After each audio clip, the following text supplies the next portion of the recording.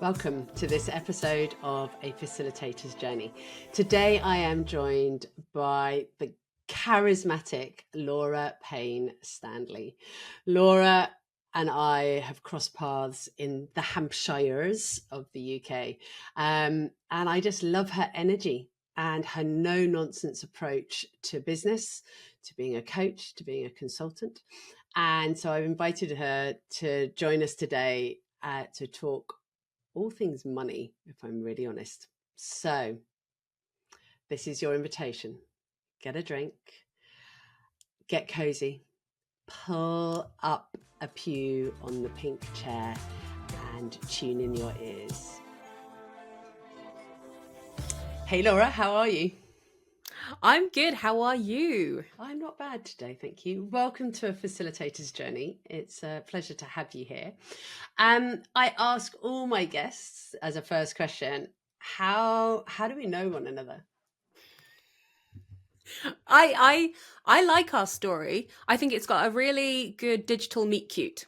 Our meet cute happened on Instagram. Our meet cute happened because I have a very adventurous lifestyle. I was tagging things and we happened to realize that we were very nearby location wise, and then just started to chat going, you're on that part of the coast, you're on there. And we just started to chat like that. So it was, we have a digital meet cute. What's that? Meet cute? Q-U-T-E? Yes, meet cute. Yes. What does that mean? It's something they use in films. So how characters meet is called a meet cute. So you get it in romantic comedies, like people bump into each other. I watched a Christmas movie the other day and it was like their meet cute was that they literally person ran into each other and fell over. Right. You heard it. If anybody's ever watched the Holiday movie. Yeah. Okay. Love. And when Kate Winslet's character's over in America and she's talking to the writer, they talk about the meet cutes. Okay. Right. See, we all learn something on this podcast, every listener, viewer. Yeah, I've just learned something. Wow. I was like, what are you saying? The other reason I stalked Laura quite openly. I don't know how it came out. There's a local network community down here in Hampshire only. And it was definitely through them because I know they're good friends of yours. Also, if you're watching this, you'll be able to see that Laura has the most amazing glasses and red lipstick. So I was also equally a fan of both of those things, being a bright red lipstick wearer and wear my glasses. So that was it.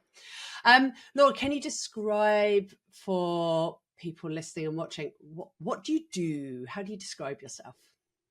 It's always such a fascinating thing when you're asked this, because especially my clients now may be laughing as they're listening or watching. I don't like titles. This is one thing you'll find out about me. I don't like being put in a box. Oh, gosh. Realistically, I work in success management. And I work in success management for personal and for business. Wow. I love that. Success. That's a phrase I've not heard. Success management. I can guess, but what does that mean for you? So the personal side of success management is traditional coaching. It's hypnotherapy. It's doing a lot of personal internal work. So I work with many founders of businesses. I also work with romantic partners who have set up a business together. So it can also be relationship therapy too. Mm-hmm. The success in business success is also doing fractional work. So my background's in marketing. So fractional marketing work, business advice. I also, by the way, will say that I don't do all of this myself because that sounds like a lot already. Yeah. I don't do all these things myself. So in me and my team, and I have associates that basically you can come to the brand and people who know me. And then actually I help facilitate you being with the right success partner. Love it. And what's the name of your business? LPS Vanguard. So the LPS I get because of Laura Payne-Stanley. Yes, and then Vanguard. Mean? So Vanguard, by definition, there's many different definitions where we were going through this rebrand that we're just doing right now. It means it being at the forefront. Okay. By the way, we call our team called Vanguardians. So we're Vanguardians. So we're literally like, if you think about it, like success in the shadows. This is one thing we often say is a value for our brand. our Vanguardians are there to help all of our clients, but they're not there to supersede their success. So we're the people in the shadows. We're the people who help all these people have incredible success, whether it's training someone, whether it's being their personal coach, executive coach, relationship therapist, fractional CMO. We're the people who are underneath the people having amazing success, but we're at the forefront. I love that. Oh my God, I love a good story on a brand name. Oh, do you imagine saying, who are you? I'm a Vanguardian. I have Viking vibes as you say that to me. Yeah. It's also, to me, I love superheroes. So it's a little bit like being an Avenger as well. I did think that was my other thing. It's like Vanguardians assemble, and then Thor's hammer comes through. You can tell I like movies a lot, so I love it. I think there is something about, when we're naming our businesses, it's like, have fun with it, because it's so easy to think, oh, I have to be very serious and sensible. Or did you get any advice on how to name your business? Have you ever had I've had many different advice over the years. Tendably, those in the coaching world, I'm a mismatcher. So if you tell me one thing, I go and do the opposite. Right. It's not who I am. I mean, to give context, I once had a online summit called Convertgasm.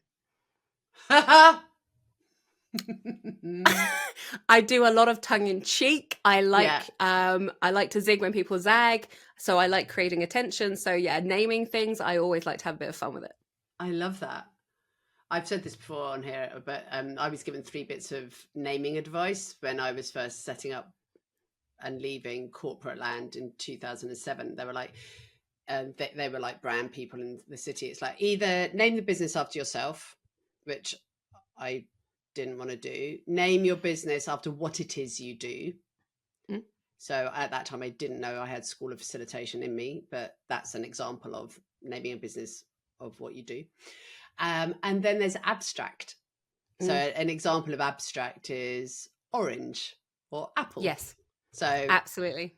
That is abstract. And I went with an abstract name as my first business. It was called Blue Tortoise. And I suddenly realized when people were saying, why that? I said, because I just like the color blue and I like tortoise. And in all honesty, it's a shell company for me to be an associate and have my own clients. So but it's have fun with it. Absolutely. And in my entrepreneurial journey, I've got many other brand names behind me, some of which you learn from and go, yeah, that didn't work. If you end up having to spell your brand name every time because someone can't actually pronounce it, probably needs to change. So there's been many different evolutions to kind of get to this point. Indeed. And I've always, like, School of Facilitation is a mouthful, and especially when you've got to spell it and there's not always enough boxes on a form to put the full name in. And I also knew, though, that we needed the full name first, because I just didn't want everyone going, what's SOF? Or calling it SOF. That's the other big bag. I hate that. It's not SOF. It's SOF. SOF. Anyway, we digress. So today we're going to talk about everybody's favorite subject, money, pricing, a bit about running the business, because I think I remember reaching out to you on this topic because of one of the posts you put up. I can't remember when you put it out. We're still in 2024 as we record this, and it was definitely earlier in the year. But it said something like, if you haven't put up your day rates or your rates by a certain percentage, or if you're not charging, there was something about, if you're not charging this, you're still charging at 2020 rates, something like that. And it really made me go, what? Yes, absolutely. Yeah. So basically the post I put out was, if you're not really raising it by 4 to 5%, mine went up in September by 4 to 5%. You're actually making less money this year than you were the previous year. Yeah. But I love that I'm going to talk to you about this topic, because I, no tongue in cheek, genuinely love talking about money, being very un-British, but I love talking about money and pricing. Love. What is it you love about it? Well, I think it's partly that mismatcher that so many people don't want to talk about it and kind of squash it, and they will talk about other forms of success. Yeah. There's a truth, though. If we take all humor out of this, there's an inherent truth. When we come to running a business, the difference between running a business, a successful business, and a hobby is regarding to pricing, what you're charging, and whether you're actually making enough for your experience. Yeah. Oh my And goodness. Yes. I've worked with, and I would say geniuses, like pure geniuses in their field, but the pricing is not of their level and they're struggling to make money. Oh, Laura, you have no idea how timely this conversation is as we are sitting at the end of November 2024, because this will go out February, March time. Yes. This is another offline conversation. And I do think there needs to be a whole load of podcasts that are around, Kirsty, let's analyze your business and have some hard truth conversations. Because I think everyone goes, oh, you're really successful. No, I'm good at making a lot of noise. And I do have lots of clients. I'm very, very lucky. But it's how the money flows through the business. I think that's a really interesting thing to learn, because it gets more evolved as time goes by and as you grow or do different things in your business. So the big question I get asked time and again by a lot of facilitators and trainers is, how do I know what to charge? How do I price myself? I was wondering if we could start there. Like, what are your thoughts on that? How do we know where to go? One of the things that I work on personally when I'm working with clients, so I have ex-corporate clients who are becoming consultants and have very much the same kind of questions of, I know my salary. How do I know what to charge now as a consultant in a similar field? How do I work this out? The first thing I actually go to is, what life do you want? Okay, so bear with me right now. Yeah. So when I say, what kind of life do you want? Do you want to work 5 days a week? As in trading time for money, as in consultancy rate or facilitation rate? Is that what you want to do? If that answer is no, and you want to work 3 days a week, okay, are we working 3 days a week for the whole month? Or are you working 3 days a week for 3 weeks? Okay. So I get people to construct what life it is that you want.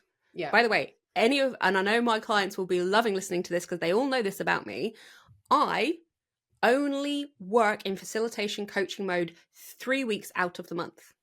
Okay. I always have a week when I am not client facing. Can we Always come back have to a that? week. We're going to come back to that. We can definitely come back to that. Yeah. So you've got to construct what are your parameters before we even get to talking about money. Okay. Yes. Your parameters as well are any commitments that you may have. Family commitments, personal commitments, hobby commitments, whatever it is that you might be doing. Okay. Another thing you have to take into account, and I know this will come up later as well, is whether you're an introvert or an extrovert. Okay. I am an introvert, and everyone always says, when you've seen my TEDx talk or you see me on stage, they go, no, you're not. How is that possible? Yeah. Yeah. And I'm like, no, I'm a huge introvert. So the reason that's important as a facilitator, if you now said as an introvert, you were going to facilitate for 5 days a week, I know I would burn out. Yeah. I can't do that. I can do it. And I have done it in the rare occasions. Let's face it, there's dream jobs that come in. I've done it. But I couldn't have that as my consistent pattern. No. And I'd even say, Laura, in fairness, the extroverts can't do that consistently. I would absolutely say. I would completely agree with that too. And also, I've noticed as I've got older, it's harder to do even 2 or 3 days in the week of facilitation, because it is your body just feels tired. But that's a whole other conversation, isn't it? Yeah. So you have to work out the parameters of what you want.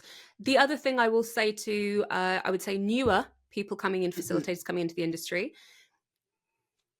being realistic. When you're further forward in this journey, you need time to actually work on your business, not in your business. So if your model now is currently that you are maximizing yourself out, say on the 5 day a week model, and you're going to say you're going to think you're beginning with charging for 5 days a week, I'm going to ask you, when are you working on your business? When are you networking? When are you strategizing? When are you doing the prep for all this facilitation that you're doing? When are you doing always, when are you delving into your numbers and your money and your marketing? When are you doing this? Yeah. Once you've got your parameters, then we go to, what do you actually want to bring in? What's your baseline of what do you want to bring in? Yeah. Great. And then it's really easy maths from there. Do you also talk about outgoing costs that sort of sit? I do, but it would again, because I work on a very bespoke kind of methodology. Part of it, when I'm looking at creating someone's like kind of, I mean, dream life parameters, whatever language you want to put around it, is what are you trying to grow here? Are we trying to grow as a single consultant? And so the model I just gave you, the maths are very, very easy to work out. Yeah. If you're going to run a lean business, so you're going to have minimal overheads, you don't want an office, the maths is very easy to work out. Yeah. If you wanted to run, you want to probably start off as a one man, one woman, one person show and move up to a consultancy, then that's a different conversation. Yeah. Because we then start talking about forecasting in for expenses. Yeah.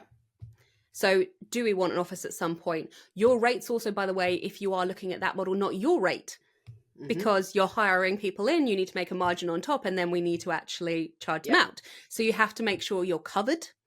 Yes. Then absolutely, when we're doing this, and once we've got a number of what you should charge, one of the biggest insights I've had when I'm working with corporate or ex-corporate is the money that you think you're making is not the money that you're making. So let me now dispel any myths that you've got. Let's take all of the tax off of it, and now let's look at your net. Yes. Let's just remember there's these things called taxes, people. Yes. And for some of you listening to this, you might be in the UK, we call it a limited company. So you have something called corporation tax. You have your personal tax. Don't forget, save that money. It is not yours to spend. Listen, I think this is worth taking a beat right now. Go. Because this is one of those things when I see people have got themselves in a little bit of trouble. If you are in the UK and you're listening to this, and if you know this, you'll probably be going, preach, I get this. If not, and it's bombshell news, take this, and no other nugget today, it'd be great. That is not your money. Correct. That is not your money. Sing it. Put it somewhere else. It comes into the bank. Put the VAT separate. It is not your money. It is not operating cash flow that you should be taking into account. It is not your pay. It's not your dividends. It is nothing. It is not yours. I had my first accountant, Laura, was a big Irish man, and he put the fear of God in me. And he told me how he had a couple of clients, sorry guys, who had spent all their VAT and then were wondering why they were like getting told off by HMRC. And Connor used to say to me, you do not want to be on HMRC's radar. Absolutely. If you do this from a foundation point of view, if your numbers and your pricing is right at the start, it's much easier. Yeah. It's much easier to just, again, save your VAT, save all the different taxes that you need, work out your operating capital, work out any expenditure that you've got. My clients, ideally, I like them to have 6 months worth of their own pay or dividends saved because they're never operating from a place of lack. They're always operating from a place of strength and abundance. And do I want this client? Not do I need this client? But this comes down to pricing at the start. And so on the pricing, we go back to there. So it's like, know how much you want in a year, and then you can work backwards basically and go, divide it by the number of days. Now, often one of the things I talk about now is I don't price by the day necessarily. When I'm costing up and writing a proposal into a corporate client, we talk about outcomes, we talk about where are we get to versus, for this day, it's going to be this. And for this 3-hour meeting, it's going to be that. I tie it together because I just don't want to be, I just noticed coming from a sales background, people want to like bring you down on the price. They'll talk about time. So that they'll equate money with time. I versus agree. Money with the outcome. Yeah. I completely agree. I myself, if anyone has a one-to-one conversation with me about working with me, I talk about solutions. Yeah. Okay. So it's a pricing on the solution and the deliverables and the KPIs. Often when someone's trying to work out how to price it, though, they do work out on an hour or day rate because they're trying to find a hook Yes. to work out how can I work out some kind of logical kind of equation that allows me to know what I'm quoting to a client. Yeah. How do we help people to move away from that? Like, what's... Well, my analogy, I say, like, I'm a foodie, so love going to lovely restaurants. You don't go into a Michelin star restaurant and no, it doesn't offer me a course and it says the extra foam on top is this bit. And the if you want the little accoutrement of this bit is this bit. Because immediately if you offer me that, I'm going to go, do I really want the foam for extra £3? Maybe I don't. Oh, the carrot's that. You, by giving me the options, you're almost giving me the option to subtract. Yes. Yes. Okay. If you want the magic, if you want the solution, if you want the KPIs, what you're offering, offer it as a whole. Yeah. I am not a fan of these line items because the line items is what someone will start to negotiate on very quickly. If it's a big enough budget as well, that's what procurement will come in, and they are taught. They are taught to go line by line, and you will have to justify everything. Yes, absolutely. Justify it all. Though the brain does like options. So the way I'm just thinking in my head is, and use the language that works for your team. Bronze, silver, gold, level 1, 2, 3, baseline to mastery. But you could give 3 different solutions. Absolutely. Because then people will be like, I call it essential and bells and whistles. And you just have to paint the picture of the value.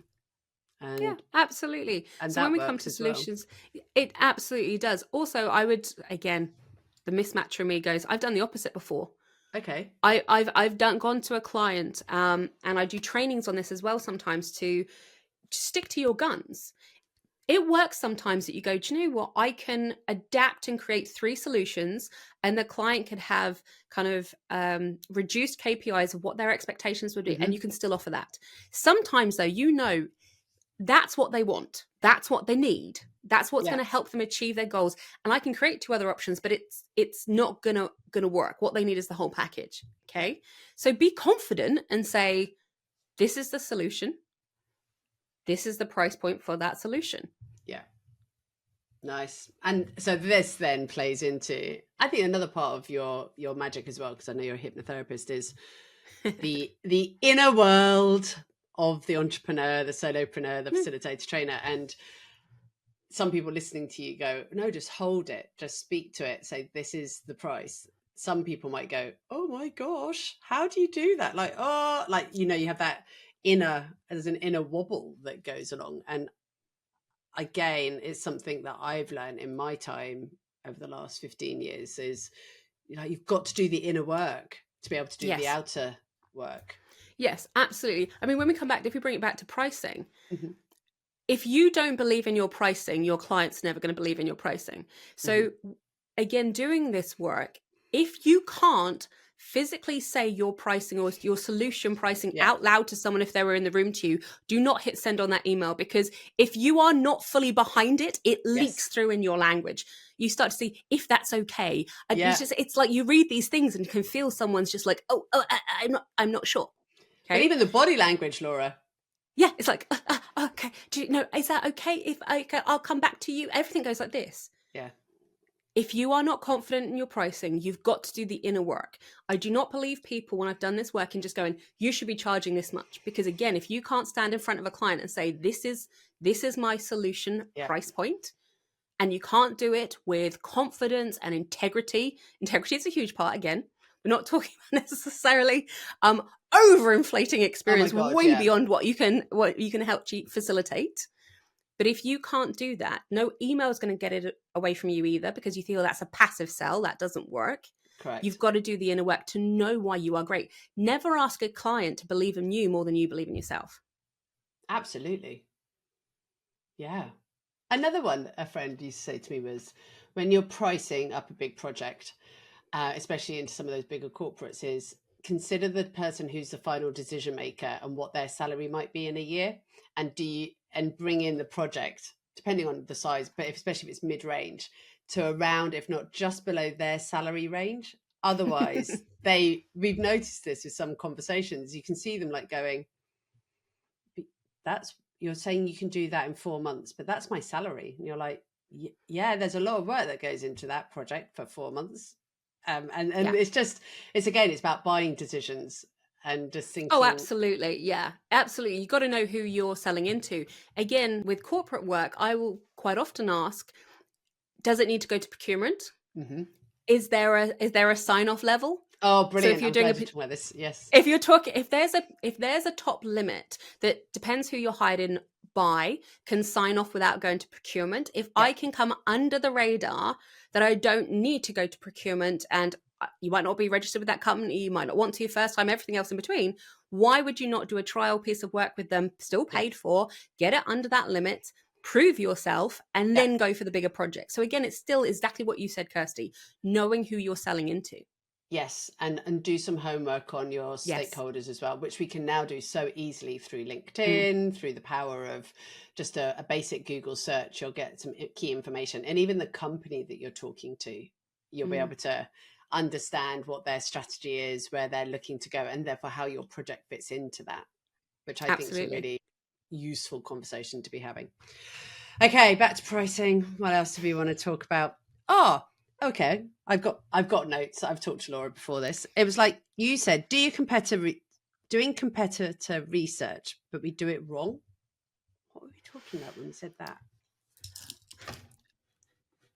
If I wind the magical clock back to when I first start, when people go, what should I charge? They go and look online at what other people are charging. They're like, that will give me some kind of benchmark of what I think people in a parallel are charging for. Okay. The reason I say that's wrong is if everyone's undercharging, then we just keep undercharging. Yeah. If the benchmark that someone new are going, okay, this is what I'm going to charge, or this is what I've seen someone's solution or package online of what they charge for something comparable. Okay, I'll do that. And normally people go, they've probably got a bit more experience than me. I'll do that and I'll come in under. Yeah. A methodology that doesn't work if we do it and then do it less. Yeah. You see this in a lot of industries because it's like, I don't know where to do it. So competitor research, again, why are you doing it? If you're doing it at all, why are you doing it? Be aware that's their public facing pricing. Yeah. It does not mean that's actually what someone is closing a deal at. Correct. It's just their forward facing pricing. You do not know their margins. You do not know their business structure. So their pricing might make perfect sense to them. It doesn't mean it makes any sense to you. Correct. I think also other ways you can find out about what people are charging and pricing. So we've got a very active WhatsApp group in the SOF Collective now, and people are very generous and will share and will have like private conversations.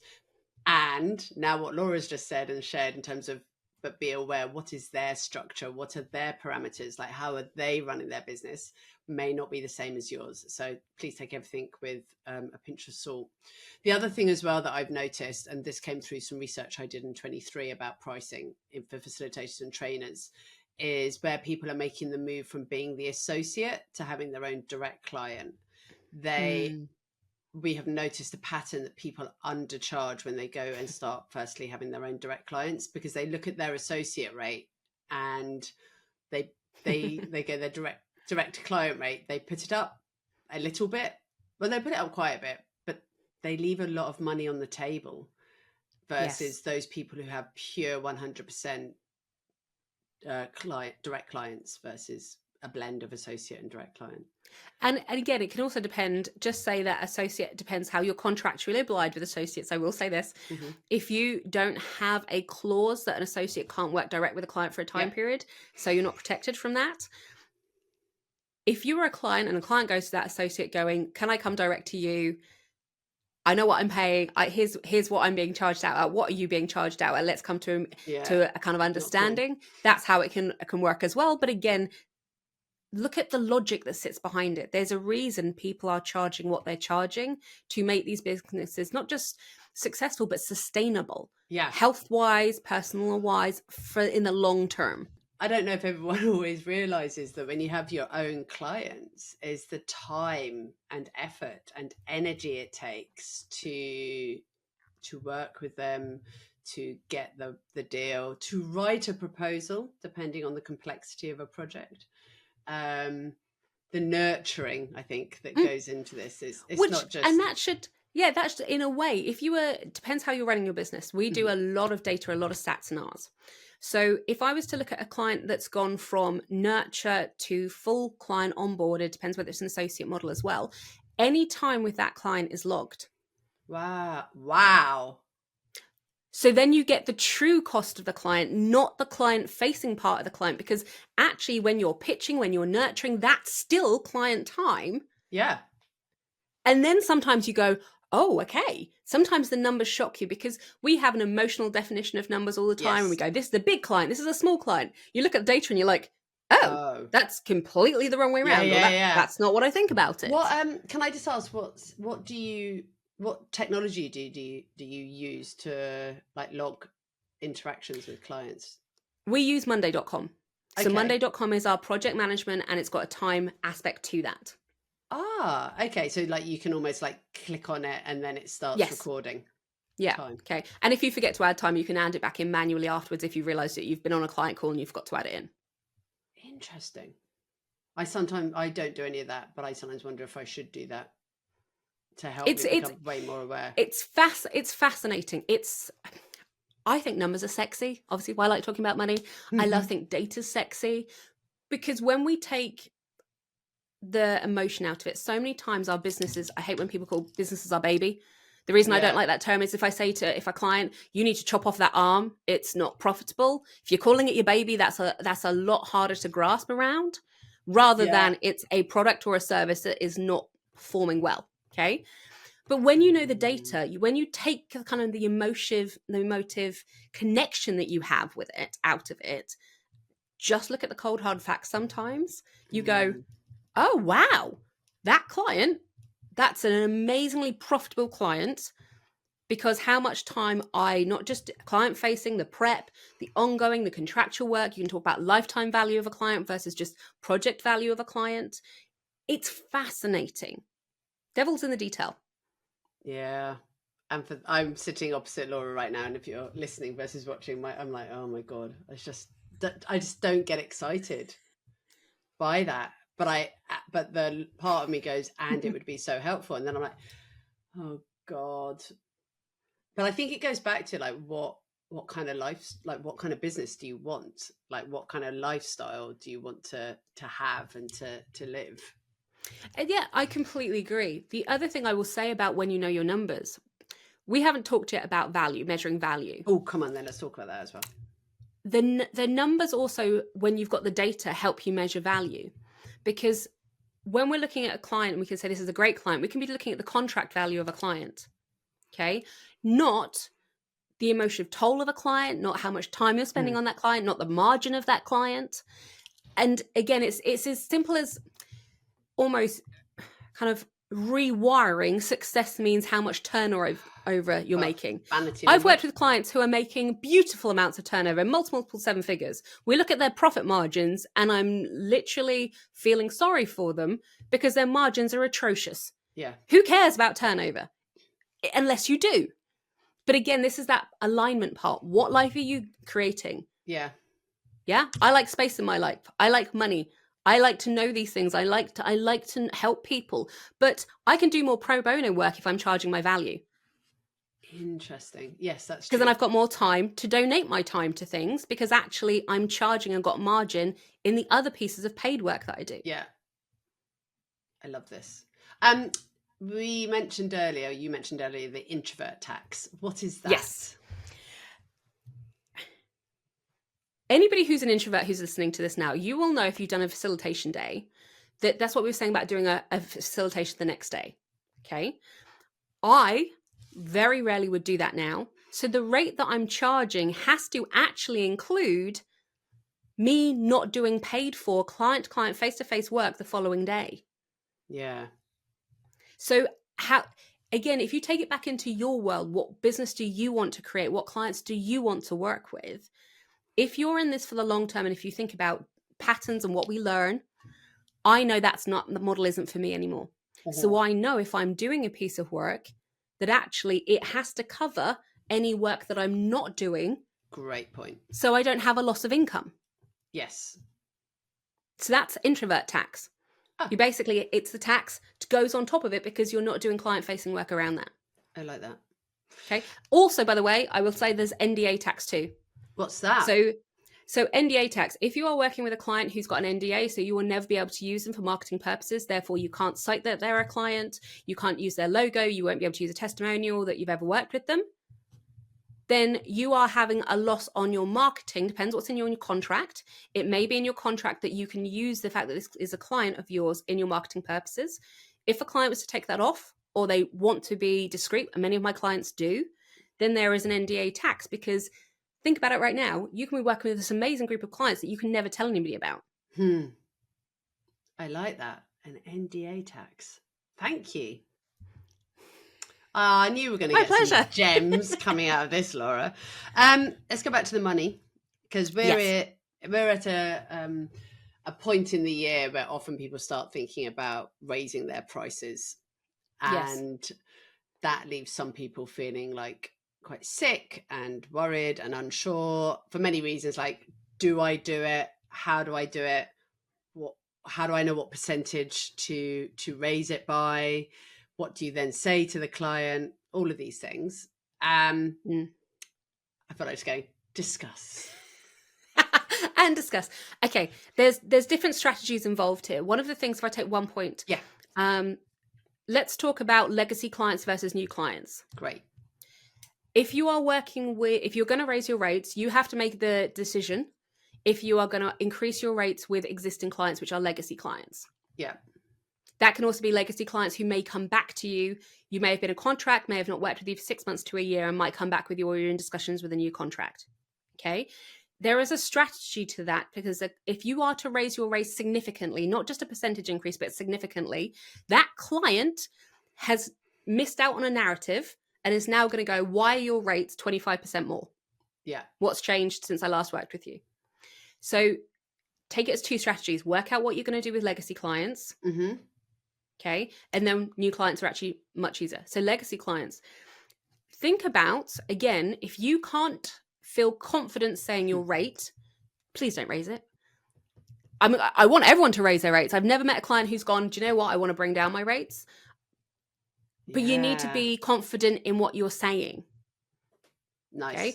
Yeah. You've got to be, even to justify it to yourself. Have you done any more training? Have you done any more accreditations, facilitations? How many hours have you got extra since you last worked with that client? You know, if you're in a salaried job, you would have a pay and performance review. You may get a bonus. Yeah. You've got how many more hours than you had last time you worked with that client. So therefore, we've got experience that should go onto your pricing from when they last worked with you. Nice. Yeah. So you've got to be able to, in your mind, justify it. Yeah. Also, look at your numbers. Like before you go to raise them, what did you make last year? And I'm talking about what's the profit that you made. Depends, again, especially if we're talking about UK clients, depends if you are a limited company or not, or how you're structuring your business. So obviously not an accountant at all. I will say I'm not an accountant. Yeah. But you've got to look at your margins. Did you take home, was your net personal wealth what you wanted it to be that year? If not, was it because there was not enough margin in your business? Now, at that point, my clients know me. I'm your biggest cheerleader, your biggest challenger. If you decide not to raise your rates, you are making the choice to stay in that quagmire for another year. It's not your client's fault. Correct. You're actively choosing to stay there. Yeah. And then we'd have a whole conversation about, why do you want to stay there? Why do you want to stay under, not making the margin that you should be making? Okay. Exactly. Yeah. Yes. And then we have tolerance. So when you're raising your rates, you've got to think about a client's tolerance to raising the rates. Tolerance, again, it will depend on who is the buying decision with your main client pool. If you're in procurement, you've got to check how you've gone through and their tolerance to raising rates. Yeah. Especially if you've got a pre-approved rate or how they've done it within that company. It's very different if you're being hired by a founder and that's the person who's got decision-making by a sign-off. Yeah. But you've got to look at the tolerance. Okay. By the way, any facilitators, coaches, consultants out there, if a client turns around to you and says, why are you raising your rates? I'd be like, haven't you raised your rates? And they go, no. Oh, well, that's a conversation we need to have. Because if a client's coming to me and saying, why am I raising my rates? I'd ask them, are you not raising your rates as a business? Yeah. So Again, don't forget there's that great old coaching thing. If it's impacting you, it's probably impacting your clients, and talk to them if they haven't done it. Yeah. That's Yeah? for sure. Yeah. Brilliant. But look at tolerance. I love that. And again, Yeah. depends on the market that you work in. Yes. Certain markets do have more tolerance, as in rate raising on the people that you might be working with and what they're charging out as. So if I was working with, say, a consulting firm that I'm doing right now, then their tolerance is quite high because the knock-on effect of my work with them and their rates that get then moved up. So it's a very easy, quick A to B judge, and they've got a bigger tolerance. That makes sense. And then I guess as well with new clients, yes, it's often easier because you don't have the history that's gone before. Yeah, absolutely. One thing I will say, even with new clients, if you have rates anywhere on your website or anywhere that's in literature, just Google yourself, see if you can find your own rate. Be aware that you've changed these. It's amazing how many times you can find these floating around and you're like, oh, hang on a minute, because someone can see then the disparity between what you were charging and what you're now charging. Exactly. And I especially with corporate, not B2C, business to consumer, but corporate, I don't have any rates set on a website. Because I just know each person comes with a slightly nuanced request. Yes, I completely agree. Yeah, I just can trap you too easily. Is my perspective. Yeah, I agree with that. I just, there was something that you just said, and this is what I would say is an LPS nugget. So you said B2C and B2B. Yeah. I actually have a third category called B2E, which is business to entrepreneur. Ooh, tell me more. So I love this. B2C is traditional business to consumer. B2B is corporate procurement, a very different structure. B2E is, again, it's a category I just made up because it's a hybrid of both of them. So a business to an entrepreneur, a business owner, acts more like a consumer, but technically is a business. Yes. I sell B2E. There we go. So if you think about it, because if you look at a lot of trainings, facilitations, they talk about to B2B and it doesn't parallel across to a B2E. They don't have the same buying structure. They don't have the same procurement levels. They just don't have the same things. They will, I want that, I'll buy it, let me go into the course. They're a B2E. And, oh my God, I'm having an epiphany, team. Because I've come from a corporate background, we talk B2B, B2C. So in my head, when I've been talking to people in the SOF collective, so other facilitators, other trainers, other coaches, my brain goes, oh no, but that's their own money and they're a consumer. And oh God, and I get really apologetic, Laura. So, and people, just so you know, I'm going to be talking to Laura about probably some one-to-one next year. I feel like she might be the lady to kick my butt. But what you've just given me is a reframe that there is a third category of a B2E, and it's me I need to go and do some homework to understand their buying pattern, because it is not the same as a B2C. Yeah. Oh, it's my great. gosh. Like this, it's just like dive into it. So when we come back to pricing, if you think about it, B2B has a pricing, B2C has a pricing, and B2E has a pricing. Yes. Simple thing, like if I would say the difference between, if anyone's like wondering, B2B and B2E. So a B2B will have a training budget. Yes. Many B2Es do not have a training budget. Correct. If I said to a lot of my B2E clients, right, what is your training budget for you and the team? And they're like, I was like, so how do you decide whether someone can go on a course or come to a festival or do what? They're like, well, someone just sends us a link through and we see what we like. Okay, that's a very different buyer mindset than a B2B. But a B2E still, if they are not the founding decision maker, will probably go and talk to somebody else. Especially now if we're a smaller team, someone goes, do you know what? I want to go to the SOF festival. But they go, I got to get someone to approve it. So they're not acting as a B2C. They can't do it themselves. They don't have to go a whole B2B chain, but they need to say to someone, can I go to this?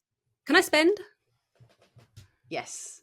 Oh, revelations. I love it. Thank you. That's like, just give me a different phrase. It's a reframe for me in the head. And that's why it's really sitting and resonating for me, because it's like, oh yeah, I just needed that reframe. Okay. Is there anything else we need to know about raising our prices at this time that would just be useful for people? I think my biggest piece of advice is you got to feel your numbers internally. You got to feel your price point internally. You've got to feel confident in your pricing. If you are not, if you've listened or watched us today and you've gone, I know where I want to go, but I'm not confident there, then play a little game. So between where you are and where you want to go, raise it a little bit. Get one client on board at that rate, then raise it again. So play a game, because your confidence will go like that. You can talk about like aversion therapy and just jump up there. What I have seen though, people do it, then they wobble and they start then adding a load more stuff in. Like if I think I've charged, let me just whack in. I'll get some more guides and some more calls and some more training. They just whack stuff in there to make it feel like they're charging that much, or they start negotiating in a very strange way.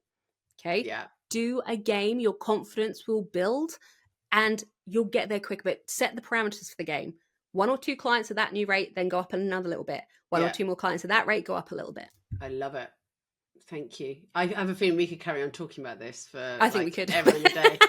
However, I'm going to move us to the quickfire questions that I ask all our guests. I've got 4 questions for you, Laura. What advice would you give someone just starting out?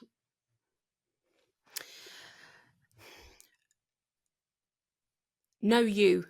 You got to know who you are. Know and do spend that bit of time, if you've got the finances, to understand who you are. Mm-hmm. And start before you're ready. Yeah. I was sold out before I even had a website. Oh, wow. People worry about perfection. Mm-hmm. Just get doing. Just get facilitating, get training, get speaking, get doing, and you will learn more about the people that you want to work with. I love that. Well, following on from that then is, how have you invested in yourself or your business to support you in moving forward? So if we're talking external investments, I love to learn. And I love to learn what I would say is on track. So in my budget as a B2E, we have a budget which is basically on point. So for the roles that you're doing, and again, coaching, I still have my own supervisor. I will always have a supervisor. I really believe in supervision. Mm-hmm. So I will always have that. But I like sideways learning. So sideways learning for me could just be reading a random book. I'm currently reading a book called Narco-Economics, How to Build a Drug Cartel. It's fascinating about, if you think of the parallels with drugs in terms of branding, marketing, how you price points and things like this. That is what I do to continue supporting myself in learning and education. Love that. I love that parallel learning. Well, okay. A book or a podcast you'd recommend at this time? Right. One of my favorite books. It's probably on my bookshelf ever. Yes, it is. It's called The Mayflower Madam. Right. This is my best business book that I've ever read. And it is not about business. It's about a lady who set up an escort agency in New York. Oh my God. The reason it's my best business, it's you might find it in print. The reason it's such a good book, because it's actually about understanding clients' needs.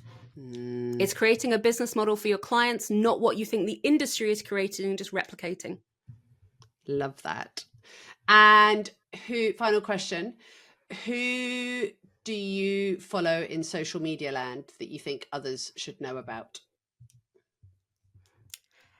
Can I reject the premise of the question? Go on then, and rewrite it if you wish, madame. This is just me being me. There's people I will say I follow, but I don't personally. Who do I follow in real life? Yeah. I'm more interested in one-to-one connections. I like to know people. Mm-hmm. I like following you. I like following you. As I said, we had a pre-call and I was like, how's your voice? What's going on? All this other stuff. I like things like that. But realistically, social media for me in digital land is a highlight reel. Yeah. I'm not interested in highlights. I want to follow the whole holistic person. To the person. Brilliant. Yeah. Laura, thank you so much for your pearls of wisdom today. That has been an awesome time to sit and chat with you. I feel like there's going to be round 2. Watch this space. Laura will be back. Thank you so much for having me on. My pleasure. Oh my goodness me. What a great conversation with Laura. I have been writing notes all the way through this recording. And I thought I'd just share with you some of the things I've written down. And we didn't go into all of this, but she talked about having 3 weeks of delivery and then 1 week off from client facing. Now, all I can assume, and I will go back and ask her, in that 1 week off, I think it's when you're working on your business, working on yourself, and you're giving yourself that almost like a firewall. So you're looking after yourself. So that's one thing that really jumped out at me. Make sure you're saving your VAT and your tax team. She got very passionate about that one, didn't she?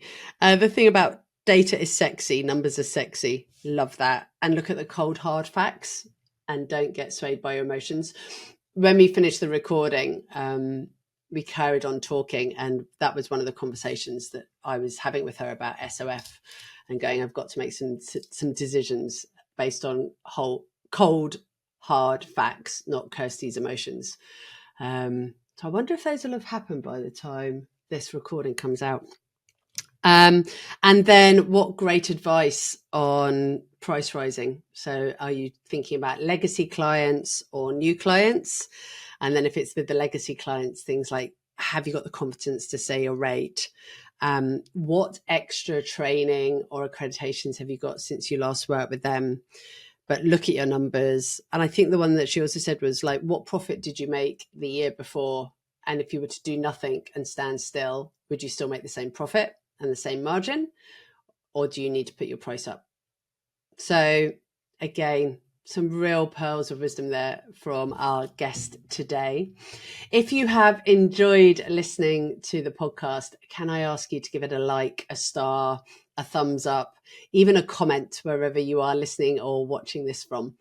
And feel free to share it with other people. The more people that get to hear these stories from fellow facilitators and trainers and coaches, the better. I know we've got listeners in America, we've got listeners in Australia, India, Africa, Europe, as well as the UK. Let's see if we can get every single country covered. Anyway, thank you for being here today. It was lovely as ever to have you on the chair with me. Go well.